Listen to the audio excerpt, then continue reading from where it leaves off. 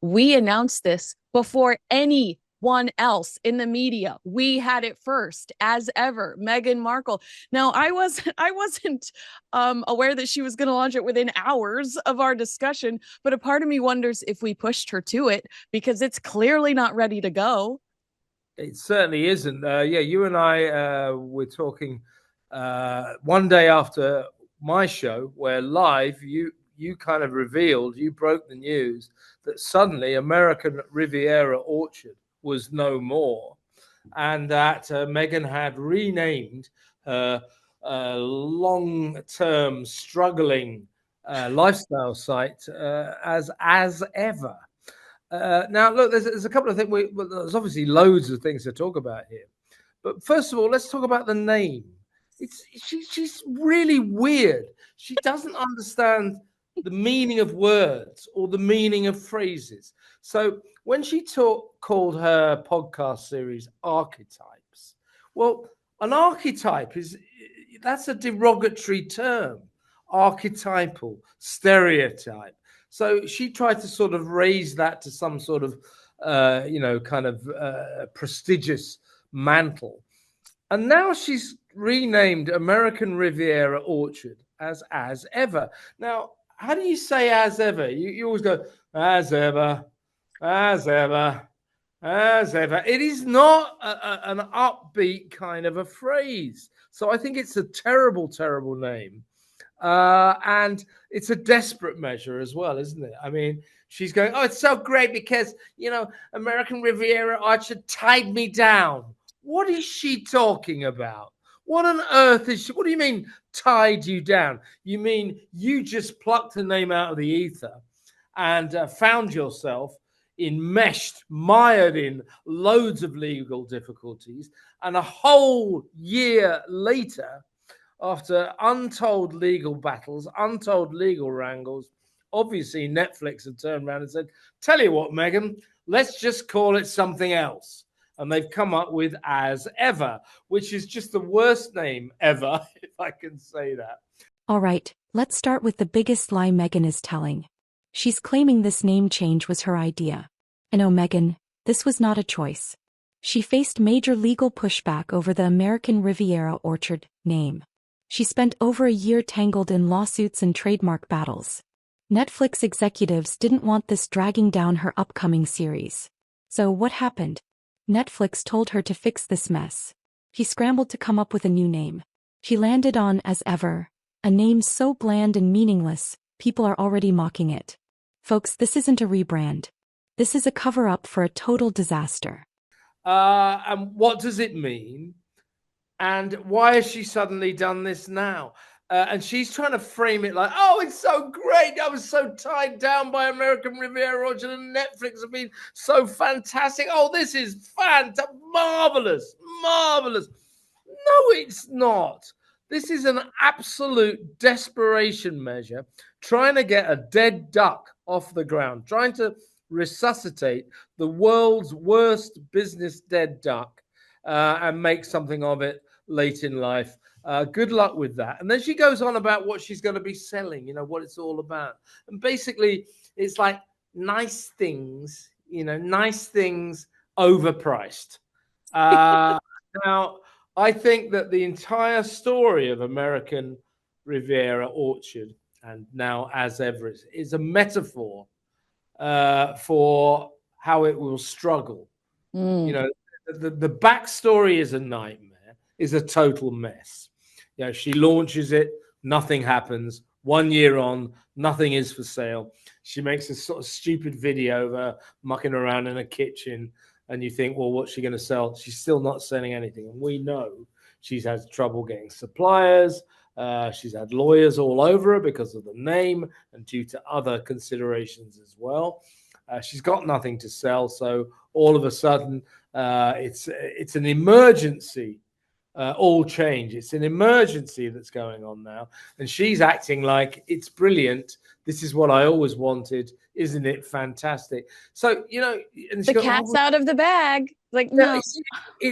But, it's not what she's putting on what she's putting on Instagram now. It's just not true. No, It's I think you're totally right. And would you believe me if I told you that a Spanish town is considering legal action against her because her logo looks so strikingly similar to I'm sorry, I'm spacing on that the arms, their town the logo. coat of arms. They have a coat of arms.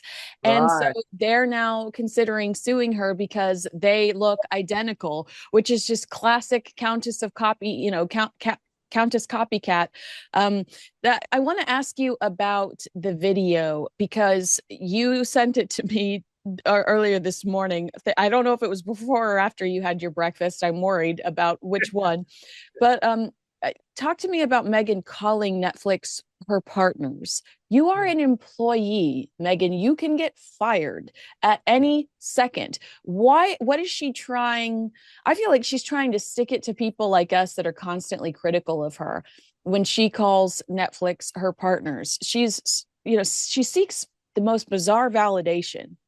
Yeah, she wants like equal billing with Netflix as if they're working together. Well, what Netflix are doing right now are desperately trying to make any money, trying to recoup the vast amounts of money they've frankly wasted on the gruesome twosome, on Harry and Meghan.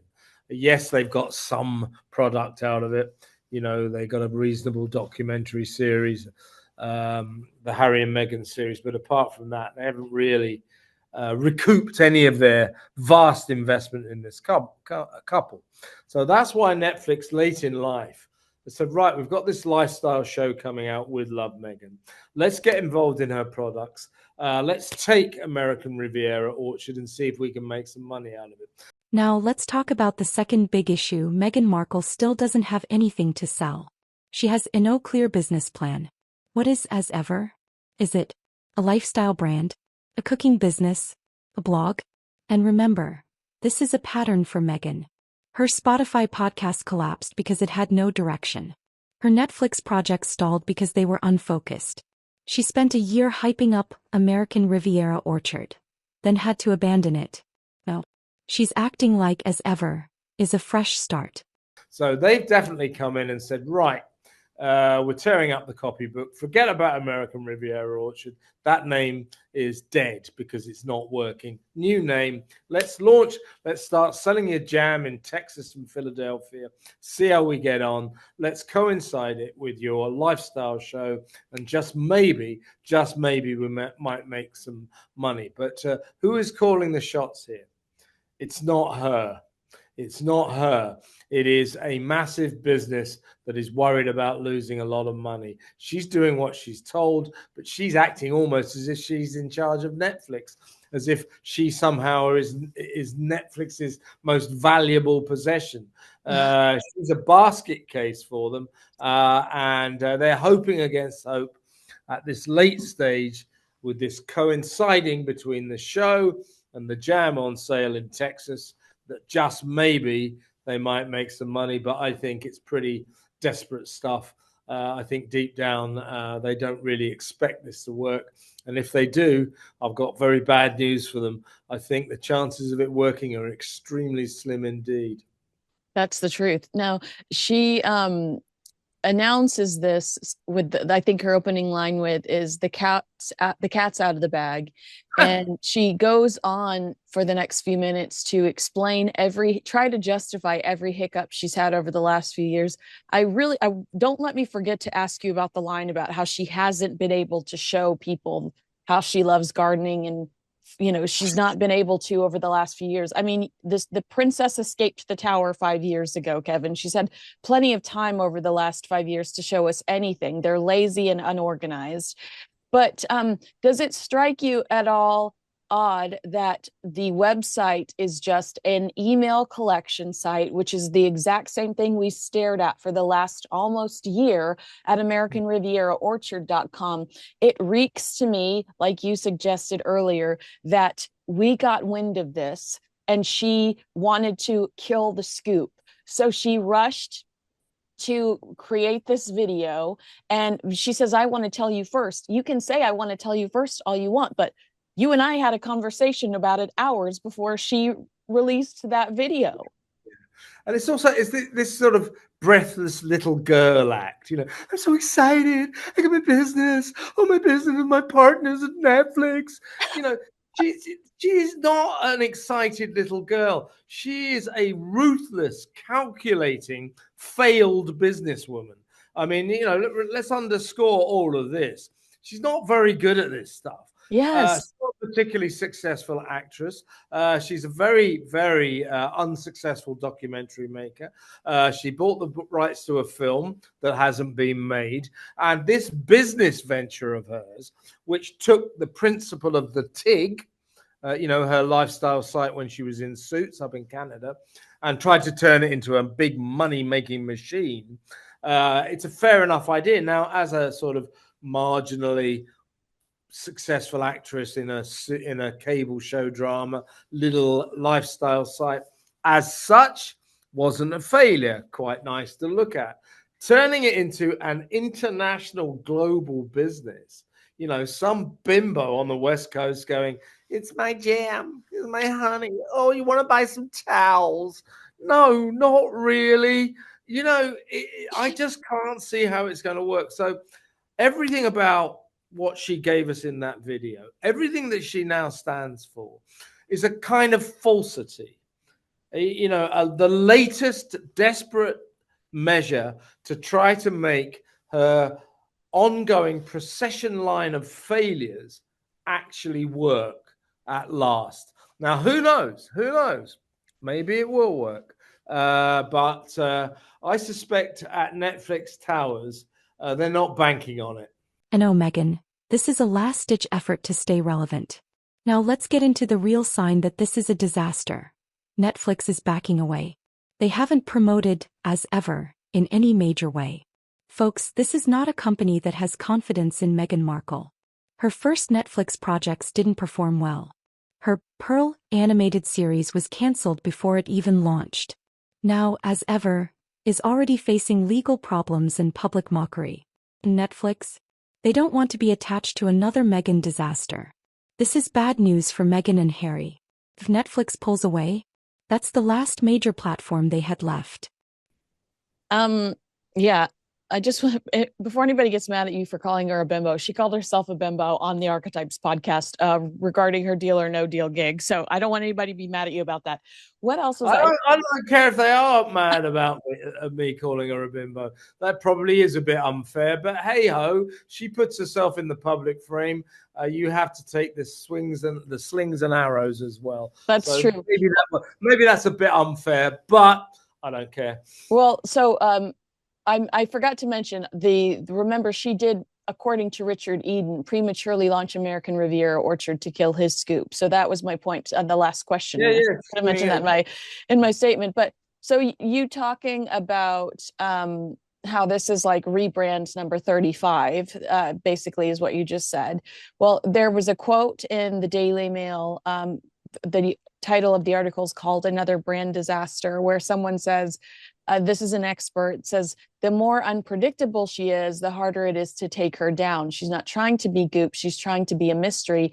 The product she's selling, endless curiosity about Meghan Markle. So maybe she's not losing control of her narrative. Maybe we are. I think she looks schizophrenic. And the only thing that has been interesting about her is her time within the British royal family. And she has said everything I think she's capable of saying about that. The royal family refuses to have anything to do with her going forward. And if she continued to talk negatively about the British royal family, the anger towards her would only get stronger. So she really is limited.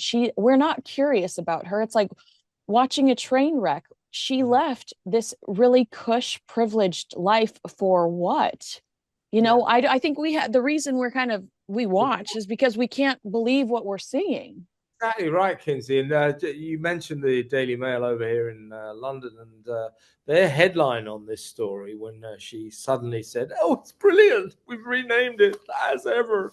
Their headline in a big national newspaper here in Britain was, "Is this Meghan's latest disaster?" You know, that this is the scenario she finds herself in now. People just expect her to screw up, screw up, screw up, and then screw up again. And that's all she's done for the last couple of months. She's screwed up going to the Los Angeles fires badly. She screwed up with that Billie Eilish video, absolutely ridiculous and tasteless. She screwed up at the Invictus Games by, frankly, stealing the limelight and making that excellent event all about her. So on and on it goes. And then suddenly we've got this again. So the narrative she finds herself in, this is what people are thinking about her, is how will this woman screw it up next? Is this Meghan's latest disaster? And you make a really good point as well, Kinsey. If we go to the big picture, you know, what was it now, 3-4 years ago? She was, you know, in effect, a princess in, okay, Duchess, but you know what I mean, a princess in the castle in Britain, you know, living the dream. She really was a frontline royal, mixing with the Queen, living in palaces, flying around the world, doing amazing tours with her husband, whole life ahead of her. She didn't like that much. Here we are 4 years on. What's she doing? Yeah.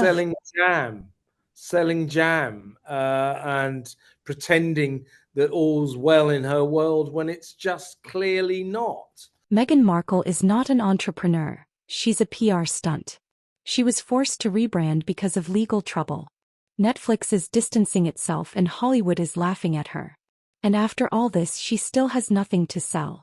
At some point, even her biggest supporters have to admit, this is a failure. Will As ever fail just like Meghan's past projects?